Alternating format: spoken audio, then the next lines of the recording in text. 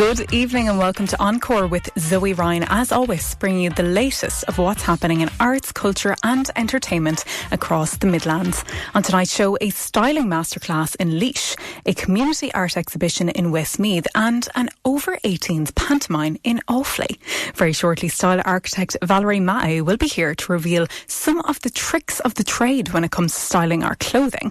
After that, we'll be hearing from Luan Gallery's Aoife Banks on opening their Threads of Place collection to the public. And later on we'll be talking to Mark Duffy, the creator behind the X-rated panto set to unfold at Esker Arts this weekend. But first, some music from an emerging band that will be taking to the Forrest Fest stage in Emo this weekend. Asophonics are an Irish folk rock fusion act fronted by Aaron Thompson and Sophia Jones, and definitely are one to watch. This is Colours Keep Changing from Asophonics. That was Asophonics with their single Colours Keep Changing, and they, along with a host of other artists, will be performing at Forrest Fest in Emo this weekend, running from tomorrow, July 24th, right through to Sunday, July 26th. And for a full lineup across the multiple stages available at Forrest Fest, do check out their website and social media platforms. Stay with us for a styling expert to impart some wisdom on us. It is Zoe Ryan bringing you Encore, your weekly arts and entertainment show on Midlands 103, where I like to push the boundaries of what is considered art, which brings me on to my next topic of discussion this evening, the art of styling. To assist me with that is French-born style architect and founder of What to Wear, Valérie Mahé. Valérie, thank you for calling out to the studio this evening. Thank you for having me. I'm really happy to be here. Now, Valérie, a situation I regularly am faced with is looking into my wardrobe full of clothes, and after spending some time unsuccessfully attempting to compose a decent outfit, come to the conclusion I have nothing to wear. Now, this is a scenario that I've come to understand is very common. But why is that? Why is it that with all this clothes, we have nothing to wear? Okay, so I think I solved the problem.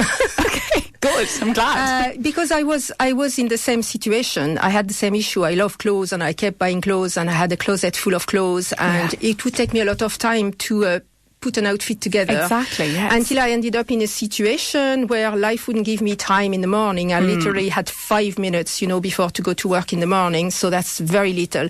And I did put outfits out of the wardrobe, ended up going to work and still getting compliments about my outfits.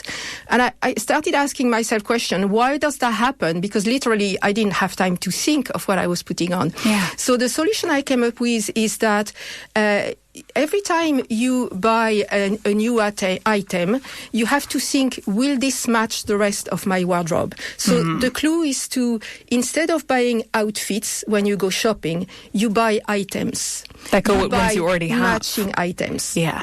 So that is the main thing. That's what you start with. So if you want to do that, of course, you need to know what suits you. Yes. So you need to know what color suits you. So you need to do a little bit of work on that. You need to find what shape suits you. And you also need to know your measurements. And about measurements, there's something that's interesting as well, is that, in the shops you have a size 12, size 16, size 8. And you think, okay, let's say I'm a size 12, so I'm going to buy size 12 items. But most of us are not just a size 12. We can be a size 10 on top, a size 14 on the waist, and a size 12 on the hips. So it's all about trying them on, I suppose. You try them on, absolutely. Like, if you want to shop online, if you prefer to shop online, you have to know your sizes. Because let's say, for example, you want to buy a dress and you're size 14 on your hips and a size 10 on top. So you're not going to buy the size 10 or the size 12 because it's in between. You're going to buy the size 14 because you want the dress to suit your largest body part. Okay, interesting. Yes. Now, if you're a 16 somewhere and a 10 somewhere else, you may have, for example, buy a dress that is very wide at the bottom. So these are the reasons you need to know your body shape. Yes, and I suppose you get into the business then of you have to get things tailored then if you're going to be shopping in that way. Yes. Yeah. Yes, you would. But you mentioned there about knowing your body type, so that's obviously very important. How does one go about kind of figuring that out? Because sometimes I think I'm a particular shape, and then I maybe buy an item that I'm going, oh, that's meant to fit that shape, but I know when I put it on me, it won't suit me. So how does someone go about kind of figuring out what shape or builds they actually have? Well, there is different shapes that are, that have names like the hourglass shape. I'm not very familiar with the names. And kind of if you've broad shoulders with small waist. Apple shape, hourglass, rectangle, pear, and inverted triangle. Yes, that's the one. But so you can learn about that. You would find information even online about that. So if you really want a name, for your shape, to know what category you're in, but really trying on clothes. Yeah, that's really how you know what trying suits. On clothes. Yeah, because you will, or unless you go see a stylist. Yes, of course. Because I can give a lot of advice for all the different styles and shapes of women. We're all completely different, and none of us should wear the same clothes the same way, But I'd say trying on clothes, yes. And if you're not comfortable trying on clothes, it's okay to get help from someone. It doesn't have to be a stylist. You can go with your best friend or your sister. Yeah. Someone who will tell you the truth. Someone who sees you from outside, because you see yourself in front of a mirror. Well, you can have a mirror at the back and see the back of yourself, but you're not really moving. It's the vision is not the same as somebody who sees you from the outside. So someone who's familiar with you and used to see you all the time, and somebody, if that person dresses well, even better. You can trust their advice would be good. Yes. You mentioned there about knowing your colouring. That is something I wanted to ask you about your opinion on colour analysis, because I would often find that sometimes you'll put something on and depending on the colour you go, God, that's really bringing out my features. And then other times you put on colours and you go, I feel very drawn and very grey. I think that's kind of, not doing me any favours here. But I don't quite know what colour palette to go for. So what would your opinion be on going for a colour analysis? Do you think that is a must, or are you thinking, no, I think you probably, would know your own colour, but I know there's loads of, it's got to do your skin colour, it's got to do your hair colour. So how do you get sound advice on that? It's, same again, you can see a stylist, but you can also, there's a trick to do it yourself. Okay. If you go in a shop and go for the colours you like first, because you want to be happy with what you wear. So pick some items, tops, okay? You go to the shop, you pick some tops, 3, 4, 5 different colours, and you go to the fitting room. Yes. And you just put the tops underneath your chin. You don't have to put them on. Just put them underneath your chin and look in mirror. But when you're looking in the mirror, you're not looking at the clothes, you look at your face. Yes. And then you swap with another color and you keep looking at your face, not at the clothes.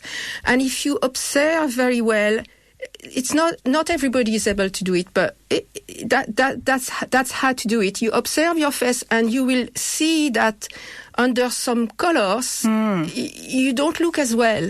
Yes, yeah, so then definitely. You put them aside. You don't go near these colors. We're not wearing those colors anymore. Yes. Another thing is that you cannot say to someone, well, like me, I say I don't particularly love pink, but pink suits me.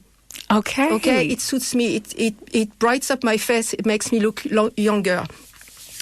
But you cannot say to someone, for example, pink doesn't suit you, because there's plenty of different pink colours. I was just about to say, like people always say to me, because I have fair skin and I've red hair, and they're always like, oh, green, definitely green. But I'm going, I think certain shades of green, but not others. No, not all of them. I wouldn't see you with flashy colours, for example, because you probably would disappear a little bit. The colours would be too strong for you.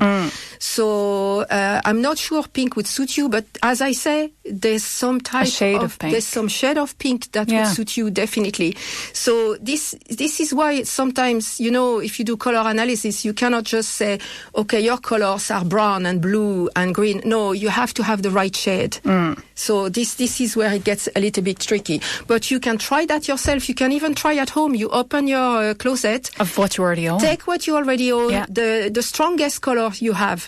And go in front of the mirror, look at your face and see, or you can ask someone as well, but it's better if you do it yourself, because the colors can make you feel good as well, not just look good. You can look good with it, but you need to feel good as well. So this is the trick for the colors. Because that is a massive part of it, isn't it? It's feeling confident in whatever you're wearing. Like, no matter what it is that the event is that you're going to, whether it's a work event or it's just meeting friends for coffee, you want to feel confident. And that means that you want to know that you look good in what you're wearing, that it's the right cut for you, that it's the right colour scheme, and that you just feel well, because it can be such a degrading experience when, like that, you're going through your wardrobe and nothing you put on is just fitting right, or like that, going into the changing rooms in the shop. It can be a very horrible experience. Like, I know I've stopped changing in the dressing rooms. I just buy the clothes and I bring them home and try them on in the comfort of my own home. Exactly.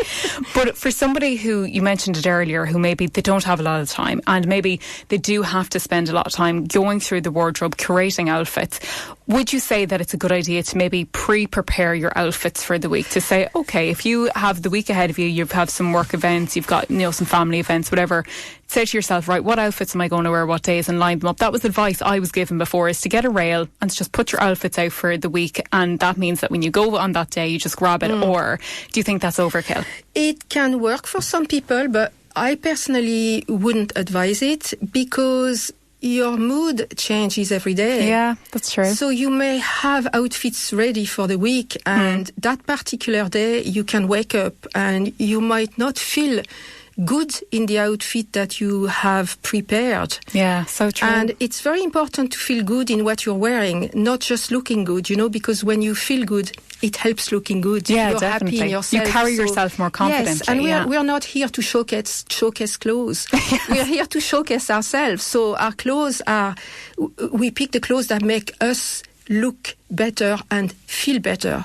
So that's very important. So I have actually the course that I'm delivering is called Adjusting Your Look to Your Personality. So this is what it's all about. It's for the women to feel good in themselves. Yes, that's major. And the trick would be, what I would advise, instead of, some people can do it. If it works for them, it's fine. They can have their outfits ready for the week. It definitely helps time. But what I would advise is to check your wardrobe and take out 3 neutrals, 3 essentials. So let's say a pair of trousers that you lack, that suits you, and that has maybe a neutral color. So you start with that. I'm just giving you an example. And then you find another neutral, which is, for me, for example, it's a white linen shirt. Yeah. Okay? So it looks professional, it brightens up the look, and you can wear it with anything in any circumstances. So these are called neutrals items. And you can have 2 or 3 neutral items, and you establish which ones they are. And then you look into your closet, which items go with them. What can you match them with? So you can add up colors to them. So it's an example of how you start to build a wardrobe that will be adapted to you. Yeah, so they're your bases, and then you're building upon them. Yes. Yeah. And the other trick is to find out your colors, and maybe to start with 3 colors max. So you can have 2 neutral colors. So the neutral colors would be black, white, grey, beige, So you can have 2 different neutral colors. Yeah. And then you find out 3 of your colors. And you cannot go wrong. If you buy the items with these 5 different colors, you can mix and match everything. Yeah, it's that capsule wardrobe kind of thinking, isn't it? That kind of everything will go with each other. It's the same principle, except this way it's adapted to you. Yeah. And you can add up items along the way, and for these different seasons. And the trick is that if you want to stay trendy, because we love following fashion, and sometimes our colors are not in fashion this year or something like this. Well, what I do is I add it with the accessories. Okay, right. So that's bringing in your kind of seasonal look to it. So I give you all my secrets now. So that's your top tips and tricks. You mentioned there about a workshop that you're going to be offering in the near future. So you've got the workshop coming up. What other services do you offer then that people can avail of? Oh, I do personal styling. So I would meet a women, and I would ask them what are their needs, why they need my help. So I would find out what type of outfits would suit them, and I would go work on it, and I'll come back with like a little package with their colors, designs of different outfits that would work there. Yeah. For their body shape, and maybe images of outfits they can buy, items they can buy in the shop. So that would be the personalized styling. I do wardrobe edit, so I can go through your wardrobe and organize it or add up different items, etc. And I also do personal shopping. Amazing. So I can go with you shopping and help you find the right items. Yes. So that's most of it. I also give a little consultation online if somebody needs advice. And I have two other aspects in my business. I have course books and guides that you can get online. Yes. So you can learn a lot from this. And I also have a slow fashion sustainable collection. Few items, mostly made out of linen, a little bit of silk and a little bit of wool. So it's all sustainable, and it's all fabrics and products that are good for your skin. Yes. Yeah, that are healthy for you. So this is about what I offer. Yeah, and you can find everything on my website if you visit it. Fantastic. As Valérie said there, she does have a workshop coming up. So if you are interested in availing of that expertise, do go and check out her website, whattowear.ie, and keep an eye on her social platforms at What to Wear for updates on upcoming workshops. Valérie, thank you so much again. You're very welcome. Thank you. And on the topic of workshops, on the back of the success of their audition workshop earlier this year, Mullingar Arts Centre are hosting a voice workshop this Sunday with actor Daniel Edgerton from 2:30 to 5:30. It's actually the first of 3 summer workshops they will be offering, and for more details on that, go to mullingararts.ie. After this, we'll be discussing a more traditional art form. You are listening to Encore in Midlands 103 with myself, Zoe Ryan, with you until 8 p.m. Now, something we're seeing more and more of is professional exhibition spaces playing host to showcasing art created by members of the local community in an effort to open up art to a wider group, to invite people into the spaces that ordinarily they may not venture into. And one such example of this is the Threads of Place exhibition, a collection of community-made or generated artwork that is being unveiled next weekend at both the Luan Gallery and Abbey Road Studios in Athlone. Joining me now to discuss the initiative is Luan Gallery's curator, Aoife Banks. Aoife, thanks very much for agreeing to speak with me this evening. Thank you so much for having me speak with you. Aoife, tell me a bit about Threads of Place, the community project that generated the works of art that are featured. Absolutely. So Threads of Place is a community exhibition that will showcase artwork made by people who engaged with the Threads of Place project. So Threads of Place is a community-focused visual arts project that brings together visual arts practice and Athlone's cultural and social heritage through a series of different drawing-based activities and events across multiple sites. So it started as a collaboration between Luan Gallery, Athlone Castle and Abbey Road Artist Studios, and it is a project that's funded by the Creative Ireland Community Grant through Westmeath Arts. So this collaboration was really something that had us put our minds together and think, how do we engage local communities with the rich amount of heritage, history and culture and arts that we have on offer here in Athlone. And we came up with Threads of Place as a way to really engage different aspects of what we have on offer in terms of those things with heritage and arts in Athlone. It began with a series of events, drawing workshops, tours of the exhibitions that were on show in Luan Gallery. We engaged local artists Martina Coyle and Teresa Doyle, Rob Quinn, Hilary Kinahan and Andrea Cullen to develop and facilitate quite a diverse array of workshops and tours. So, for example, we had the collaboration with St Hilda Services. So service users from St Hilda's were brought on a tour of the exhibition in Luan Gallery, guided through different drawing techniques, kind of loosening up their creativity and flow as they went through the exhibition. And then there was a hands-on workshop delivered by Martina Coyle, and that was responding directly to still life scenes that were pulled from the Athlone Castle's handling collection. So these artefacts, replicas from the time of the Athlone siege, everyday objects, domestic objects, weapons, pistols that had been used. These were the still life studies that inspired the workshop. So it was really quite a merging of being inspired by what's possible in terms of drawing practice and then putting that into application and using things from local heritage to prompt the output. And some of those works will be on display in this exhibition, as well as all of the other works from the other events and workshops that we've held, including a plein air workshop that lasted all day outside the Abbey Road Workhouse, right beside the Franciscan Abbey, and indeed a life drawing session with Rob Quinn, where participants were invited to draw the military uniforms of the 17th century siege of Athlone. So we collaborated with Athlone Little Theatre. We had the military personnel of the time dressed in these costumes and uniforms, and they were the life models. So participants were guided in life drawing techniques using these subjects by Rob Quinn. And we also had a talk about the costuming, things that were used in terms of like weaponry of the time by Dr. Harman Murta. So again, quite a nice merge of artistic practice and also historical exploration and a look into the heritage that we have here in this town. And the works have been described as community responses. Would you agree with that?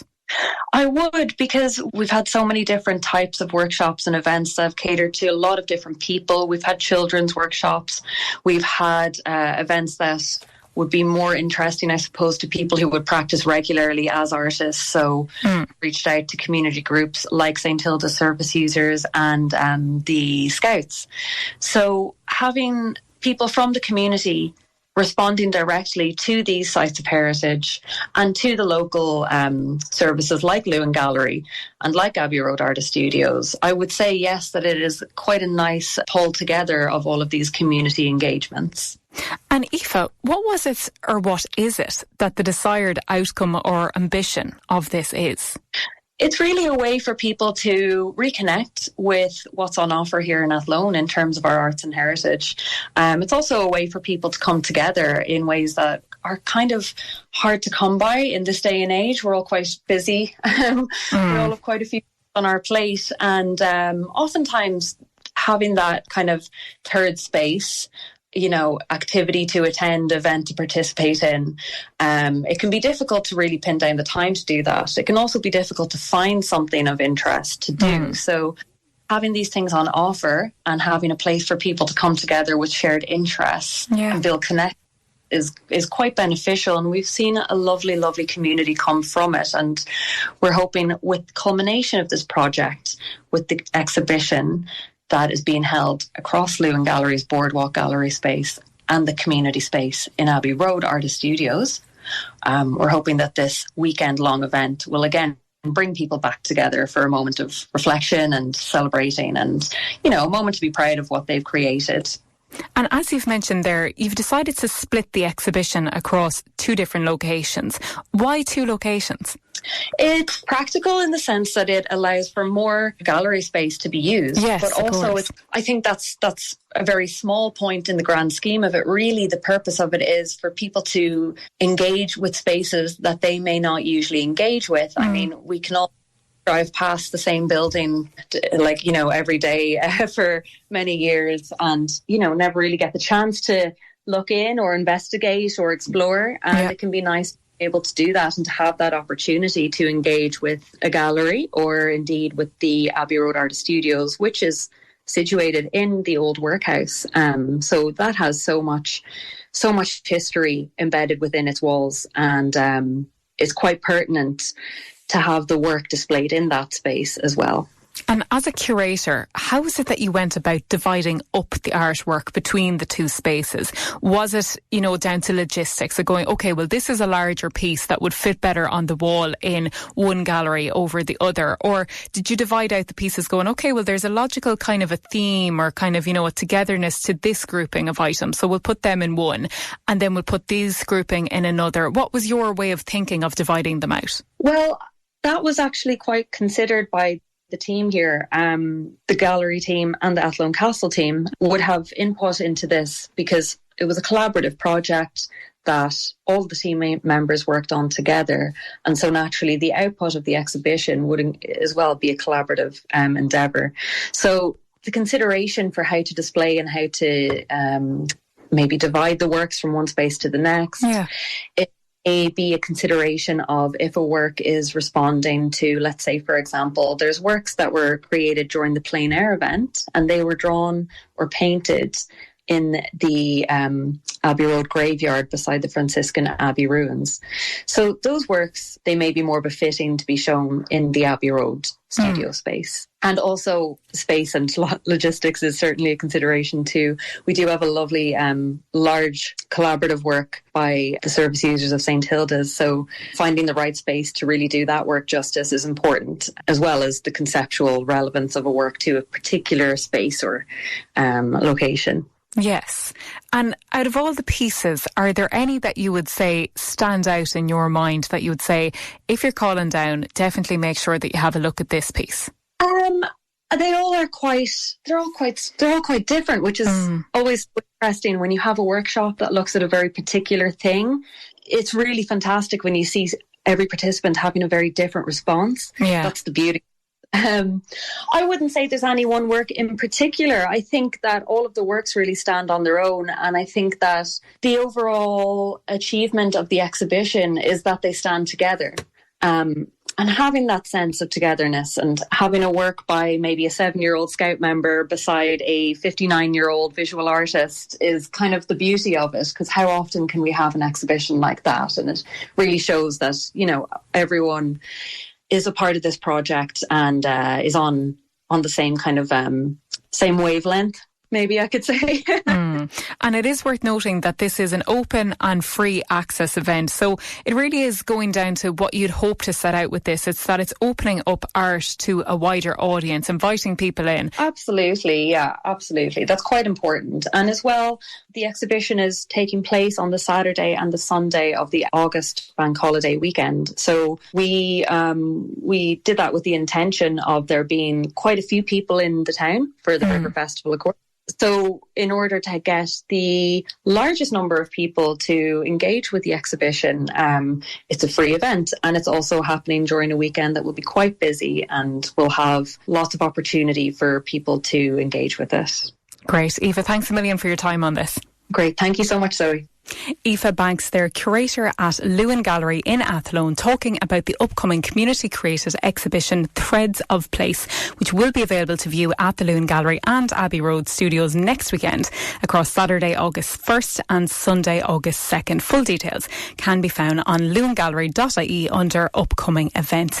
Now, an exhibition of a similar nature is actually being launched this weekend in Banagher Library. Feathered Between the Cracks is a body of work inspired by I have lost my place on the script. Inspired by the swifts, which are a species of birds closely linked to Banagher and the River Shannon. That's happening on Saturday, July 25th at 11 a.m. in Banagher Library, and all are welcome to attend. Still to come on tonight's programme, a panto with a twist. Midlands 103. It's Encore and Midlands 103 with Zoe Ryan. Now, on last week's show, I teased the final segment of tonight's show, an adults-only panto. Yes, you heard me right. Sinderella, spelt with an S for sin, is coming to Esker Arts Centre in Tullamore this weekend. And to tell us all about the saucy affair is writer and producer of the production, Mark Duffy of Mark Duffy Pantomimes. Mark, how are things? How is everything set for Saturday night? Zoe, how are you? Hope you're well.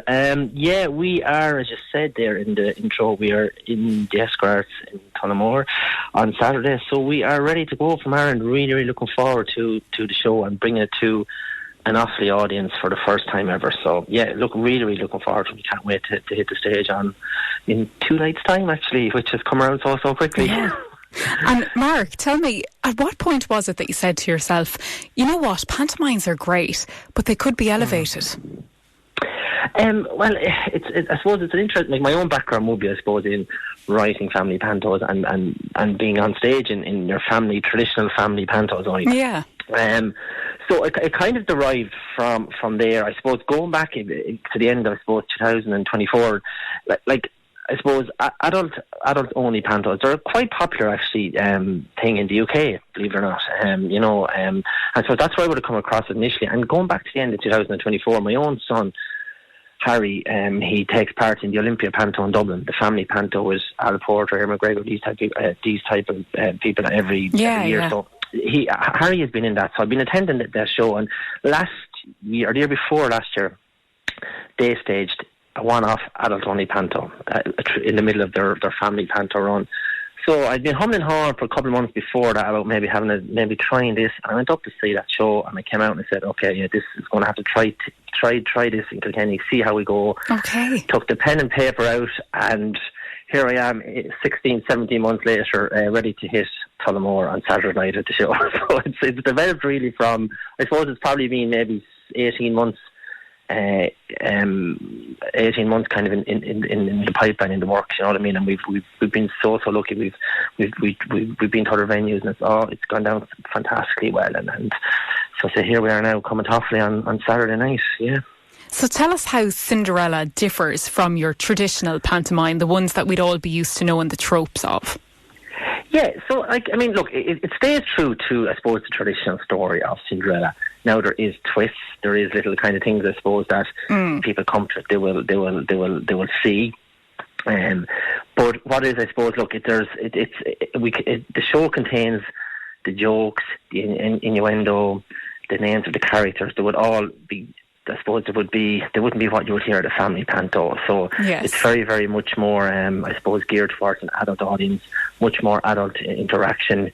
We encourage adult interaction. The jokes are for adults, and we poke fun at a lot of things that probably maybe we shouldn't poke fun at. Right. And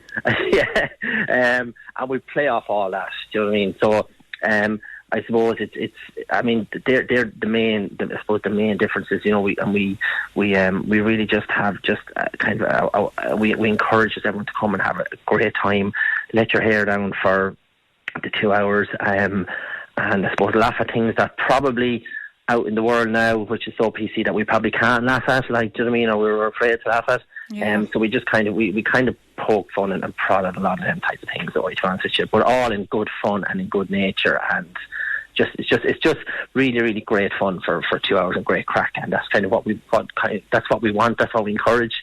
As I say, like, we always say, like, it's a chance for parents to come have a few drinks, meet friends, leave the children at home for the night, and which has been very, very funny in the theatres that we've done it so far. And we go for a few drinks after.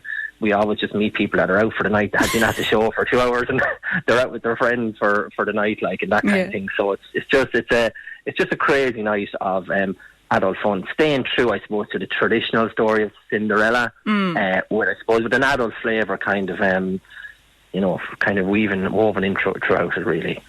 And you touched on it there about, I suppose, in this day and age, we live in a very overly PC world, nearly, where, you're afraid to say a lot of things, and it's nearly gotten to a stage where you feel like you can't say anything anymore. So do you take that, I suppose, cautious modern day approach to the jokes, or do you do a little bit of going, do you know what, we'll go with the old tongue-in-cheek ones and hope for the best? Or how do you kind of, I suppose, appropriately approach the jokes? How do you know where that line is? I suppose it was very trial and error the first time I did it, because I didn't know how this would work. I can imagine. You're bringing something new. So we ran it in Kilkenny to a smaller audience, smaller venue, and it just went down fantastically well. I think even, but you're always kind of, it was actually where I was listening for the first laugh of the night backstage, just to see how this would be, I suppose, received. But I think once people do it, I suppose people know, people realise very, very quickly what the show is like. I mean, I suppose, like, look, if people go to a stand-up comedy show and, you know, they poke fun as well, and it's kind of that, like, I mean, it's not, you know, the jokes are kind of geared toward adults, but we just kind of go for it. We don't, like, there is obviously, you know, there will be certain kind of things here and there that we wouldn't, you know, that would be off limits, but by and large, 99% of the things in the world that go on are kind of are not off limits, and we just kind of we go, but we do it in a quite. It's all done, I think, very tastefully and very, I suppose, in fairness, credit to the cast, it's done very, very, very well and very comedically, and we just have a great fun and a great time doing it. Like, and I think the audience kind of feed off our energy and vice versa. And we just encourage, we've so much of this audience interaction, and we encourage that.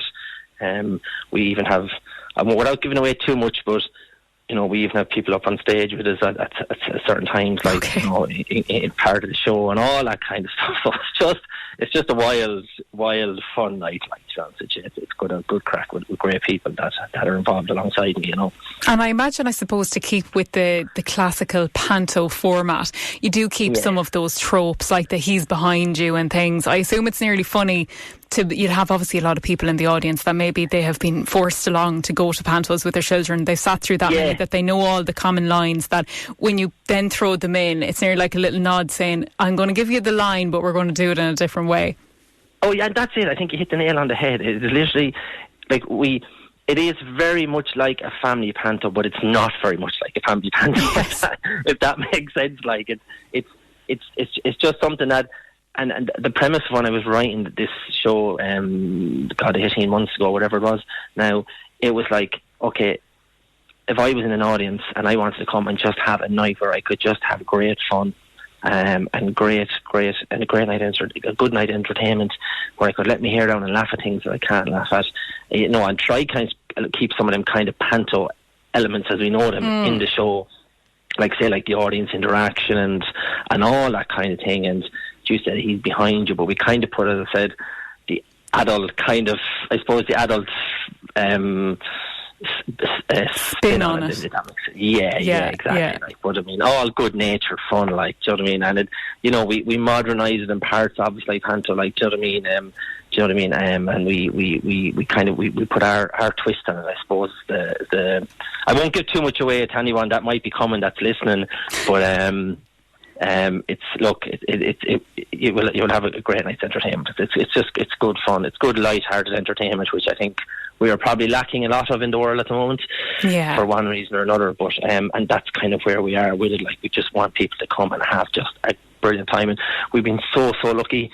Like, the feedback we've got from audiences through when we've done the shows and the venues we've been to, like, just the feedback has been exceptional. Like, do you know what I mean? It's been really, really great. And something we as a group are supposed to be very proud of, like, and it doesn't go unnoticed, like, do you know what I mean? So we're fingers crossed it'll go down a storm in Tullamore on Saturday night as well, hopefully. And you're actually in the cast yourself as well, so as well as writing it, directing it, you're playing one of the characters too.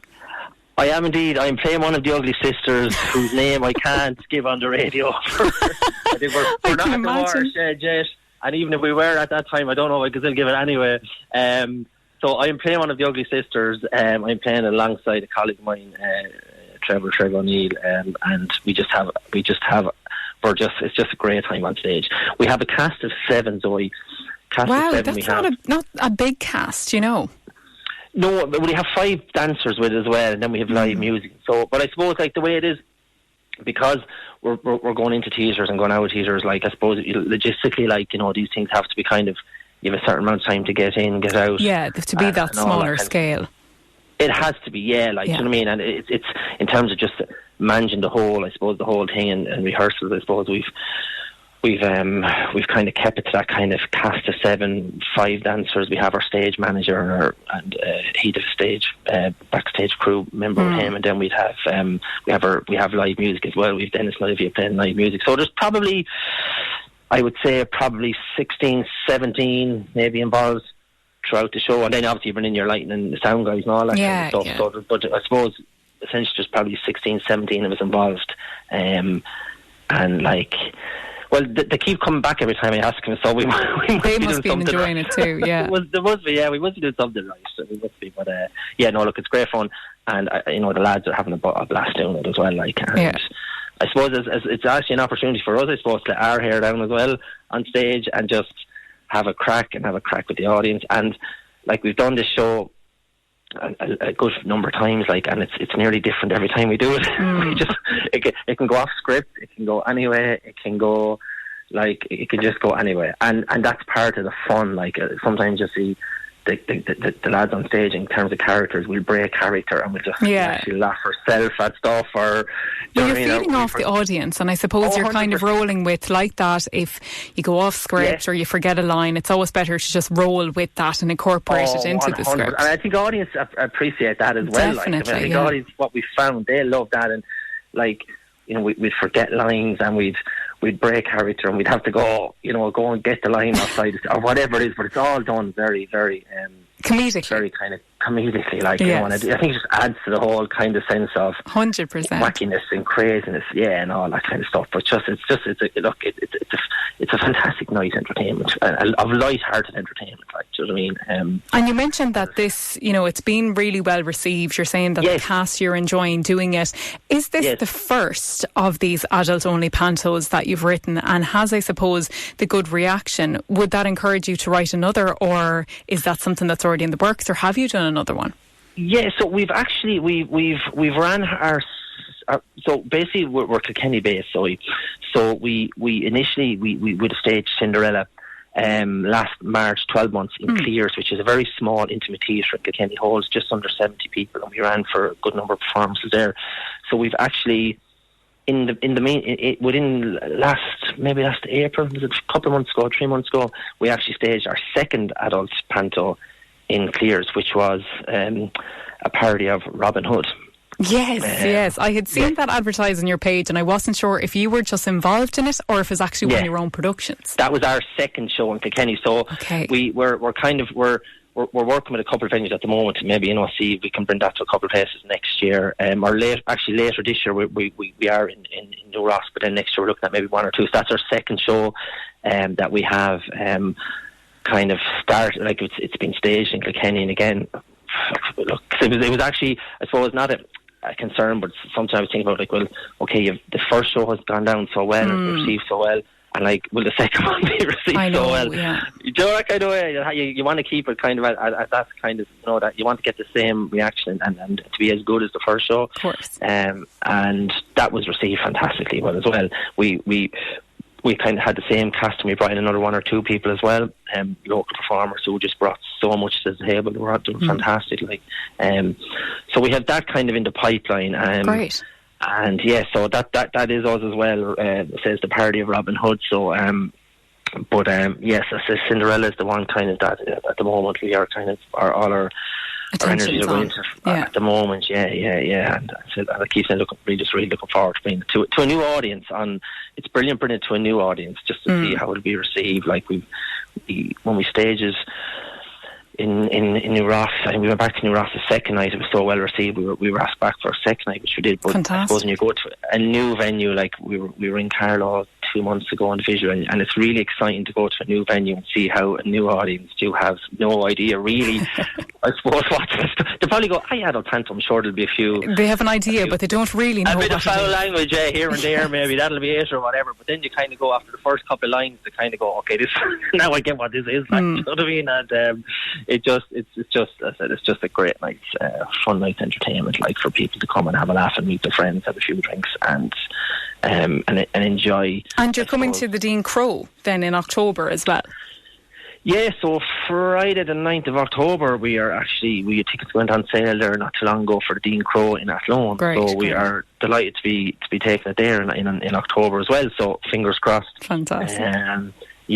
That will be well received as well. And if any of your listeners are listening, tickets are on sale there to Dean Crow at the moment. We're blessed that the Esker Arts in Tullamore is sold out for Saturday night, which is brilliant. Brilliant, yeah. Fantastic. I'm just so thankful to the people of Tullamore and surrounding areas, like, for buying into it and coming along to see the show and see what it's about. So, well, Mark, it really has been a pleasure. Thanks a million for the experience. And look, everyone, head along to Cinderella in Esker Arts on Saturday. Thank you, Zoe. Thank you. Take care. Thanks a million, Mark. And that's it from me tonight now. I'll be back on your airways on Thursday evening with a lot of guests that I don't have time to run through at the moment. So you're just going to have to tune in next week to hear about it. But that's going to be on next week's Encore. I myself, though, will be making an appearance on Sally Ann Barrett's show this Saturday on her back catalogue feature, where we'll be discussing a legendary female artist who I've actually spoken about on this show before. Can you guess who it is? In the meantime, Joe Cooney will keep you entertained. He'll be here after the news at 8. Until next week, that's it for me. Good night.